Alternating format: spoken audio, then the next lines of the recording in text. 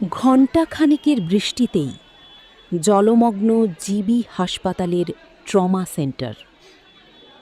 একদিকে উন্নত মানের স্বাস্থ্য পরিষেবার দাবি, অন্যদিকে সামান্য বৃষ্টিতেই জলমগ্ন রাজ্যের প্রধান রেফারেল হাসপাতাল। আর সেই দৃশ্য ঘিরেই এখন শুরু হয়েছে তীব্র সমালোচনা।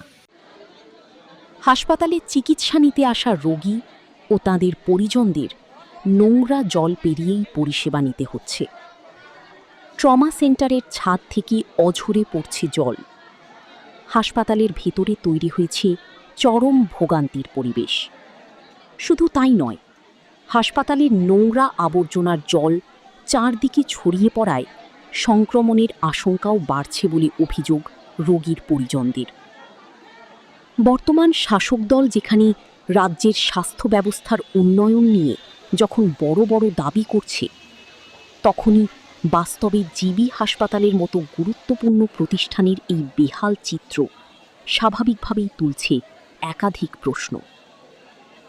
হাসপাতালে রোগীদের নিরাপত্তা ও স্বাস্থ্য সুরক্ষা নিয়ে প্রশাসন কতটা আন্তরিক, এখন সেই প্রশ্নই ঘুরপাক খাচ্ছে জনমনে। এই ঘটনার পর হাসপাতাল কর্তৃপক্ষ কিংবা রাজ্য স্বাস্থ্য দপ্তরের পক্ষ থেকে কী পদক্ষেপ গ্রহণ করা হয়, এখন সেদিকেই তাকিয়ে রাজ্যবাসী। Bureau report, planet Tripura news. কি বলবেন? পরিস্থিতি কী অবস্থা? আমি তো হঠাৎ করে দেখলাম যে লিক আছে না কি আছে, হঠাৎ করে দেখে বুঝতে হবে আসলে কি খারাপ হয়ে পড়ছে, লিক আছে না ওপেন আছে, সেটা বলতে পারতাম। যেভাবে উপর থেকে জল পড়ছে সেটা দেখে কি মনে হচ্ছে? কী মনে হচ্ছে? ওইটা খুব খারাপ হয়ে না? কী অবস্থা দেখুন না আপনার রোগীরা কী অবস্থা, ধরুন যে হাতে চলে যাচ্ছে, তারপরে রোগীরা আছে ভিতরে দেখুন, সবাই এই ভিতরে দাম করে আছে। এই যারা ব্লাড নিতে এসছে তাদের মানে কীরকম হয়তো অনেক সমস্যা হচ্ছে না। একই অবস্থা আপনার ট্রমা সেন্টারের বিল্ডিংয়ের একই অবস্থা।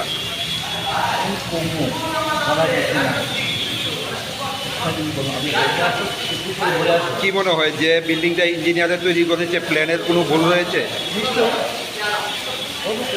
অনেক কিছু আছে, দেখুন নতুন বিল্ডিং এরকম কি অবস্থা। আজকের দিনের ঘটনাকে কেন্দ্র করে আগামী দিনের যে বর্ষার সিজন সেটা কি হতে পারে? সমস্যা আরও সমস্যা এখানে বলে দিন, আরও অনেক অনেক সমস্যা আছে। কোথায় থেকে আসলে?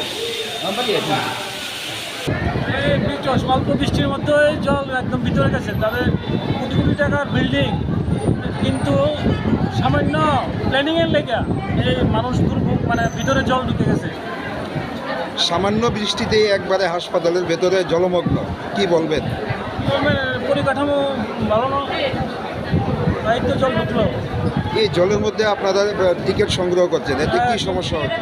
সমস্যা হচ্ছে ড্রেনের খারাপ জল, পায়ে লাগলে গোটা গোটা ফুটতে পারে, স্বাস্থ্যের জন্য অসুস্থ হয়ে যেতে হবে আমাদের।